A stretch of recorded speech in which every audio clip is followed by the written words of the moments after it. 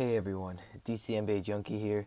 Once again, this is another podcast related episode. I'll be trying this out for a couple episodes. Just wanted to make the reminder once again that I will be doing this for the next couple of episodes.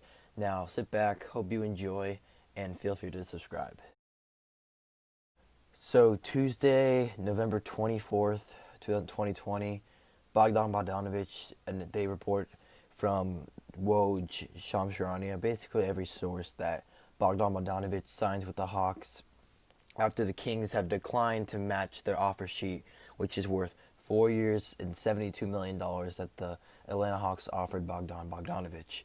Now, I think it's right to address the whole scenario that happened with the Milwaukee Bucks prior, where we knew a couple days before free agency started that there was a negotiation between the Bucks and the Kings, which was a sign-in trade that would include players, I believe, including Dante DiVincenzo, Ersan Ilyasova, and DJ Wilson, and maybe even a second-round pick for Bogdanovic, and I think another asset from the Kings, and it was going to be a sign and trade, but we heard this days before.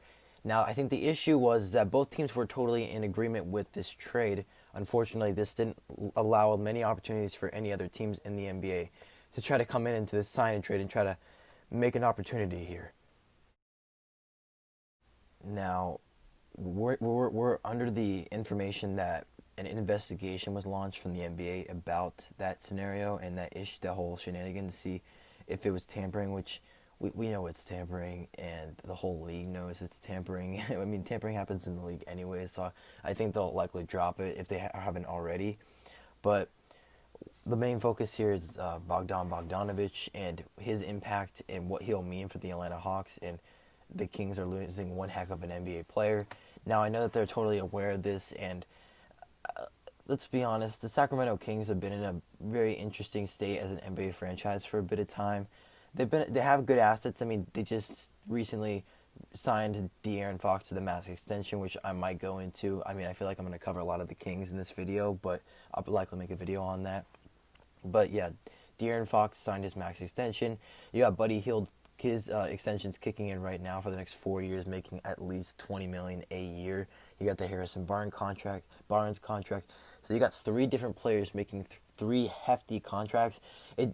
They could have realistically brought Bogdan in, but I don't think they would have had much cap for their other players that they already have on the team. They would have probably had to go into the hard cap, exceeded that. So it doesn't make sense for them to bring Bogdanovic back because, first of all, Atlanta offered them $18 million to Bogdanovic for 4 years, which it might seem like an overpay, and realistically it probably is, but given his age, I mean, Bogdanovic is 27 years old, but the skill set the guy provides, it's just something that you really can't pass on, and if you really wanted to make sure you get him, you just had to put up the best offer.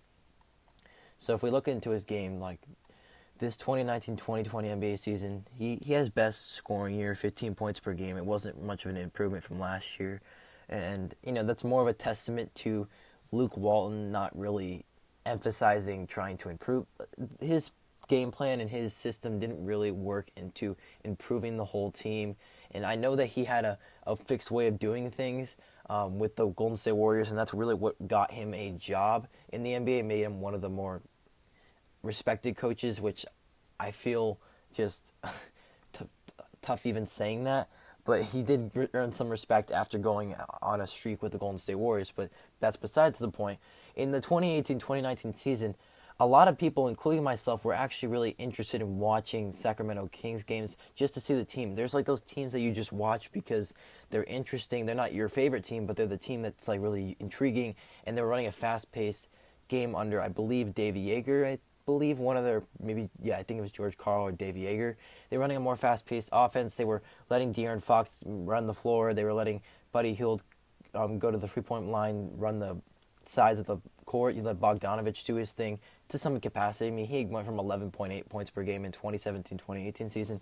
He went from that to 14 points per game. So he definitely made a extreme improvement there, and that was ultimately just based off the coaching. And I think we know that Luke Walton's system is now, he took a really fast-paced moving team, one of the fastest teams in the league, and just turned him into one of the slowest, and he's one of the more stalemate teams in the league. And he's overall impacted the team and just their success and their trajectory moving forward. Now they just lost Bogdanovic. A lot of fans probably liked him, and the whole issue there was that Buddy Hield wasn't even getting his starting minutes this 2020 season at points. Like, he was a six man, and he was showing so much, you know, and he was very indifferent about that. And I think there was one moment where it was a close game, and coach didn't even have Buddy Hield in at the final seconds of the game. Buddy Hield's he is the best shooter on the Sacramento Kings, and he's not getting minutes at the final of the game when you need a shooter to go in and hit a big time shot. It doesn't really make a lot of sense to me what Luke Walton's doing there. I'm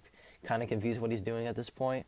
I don't know if a lot of Sacramento Kings fans or players really enjoy him as much as they intend the franchise intends them to. But at the end of the day, like, Bogdanovic's game, he's a really talented offensive player. He's not too well defensively. He's just pretty average there. He's not a standout there, but offensively, he can create his own shot if he has to. He's a premier scorer in the NBA. I know that he's done very well in the FIBA World Cup when he was playing a part of Serbia with Nikola Jokic on his team. Like, I heard that he was pretty killer over there, so it would be an understatement to say that he's just an average shooter in the league. He's definitely one of our more respected shooters in the league. It's just unfortunate that he plays for the Sacramento Kings. And like I said, one of the more special things about him as a 6'6" 2 guard is he can handle the ball if he has to. So if Trae Young right now on the Atlanta Hawks, if Trae Young goes out, Bogdanovic can be there, and he could be a facilitator to some degree. He can handle the ball. He can pass the ball. He's not the best passer, but he can definitely do something with. He definitely can do something there, and especially because they have Rajon Rondo, but they have an extra option there. And if Trae Young wants to play off the ball, you have the opportunity there with Bogdanovic as well. Yeah, let me get into that Atlanta Hawks situation now, because I'm already went into Trae Young. So they've been one of the more active teams in free agency. Definitely spent the most money. They've spent money on Danilo Gallinari, bringing him in for 3 years, $60 million. They brought Bogdanovic for 4 years, $72 million. They didn't really they've looked into some long-term but not too serious contracts. I think the Bogdanovic, to a lot of people, would be a stretch, and I wouldn't necessarily disagree with you if you believe that way. I mean, to be fair, he is, I believe, 27 years old, so he will be about 30 to 31 when his contract ends. And I'm not saying that's too bad, because shooters usually do well in the league. We've seen it with J.J. Redick. And so I think one of the issues with Bogdanovic is I feel like his game hasn't been utilized to the fullest extent. We've seen it with the Kings, where there's just so many times where his stats and just how he's involved in the offense is just not there. I mean, they were one of the lowest teams in getting handoffs and scoring off of them, or doing anything off a handoff, whether it's dribbling to the basket, you take a floater, you're shooting. They're one of the lowest teams at that, and because of that, Bogdanovic, I feel like he's just not been utilized to his fullest extent. And Luke Walton's he's definitely been that way with a lot of Sacramento Kings players. I can't say there's one player on that team that I feel is being utilized to their best extent, to the best potential. And so when I look at this Atlanta Hawks team with their opportunities, being such a diverse offensive team under Lloyd Pierce, I think there's a lot of good things to be there, but then I think there's a lot of opportunity there. But there's definitely the potential for some defensive issues there.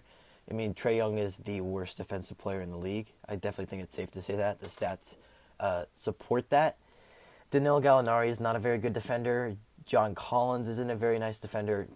He can, but he's not really. He's more offensive oriented. You got Clint Capella, who's a pretty good defender. And if they put Bogdan in, like I said, he's a pretty average defender. He's just not really too stand out there. And then whoever they put in, hopefully it's DeAndre Hunter, because he's a pretty solid defender, and I think he's the only one on that team. Maybe get one of their young guys who has the potential to be one of the better defenders on the team.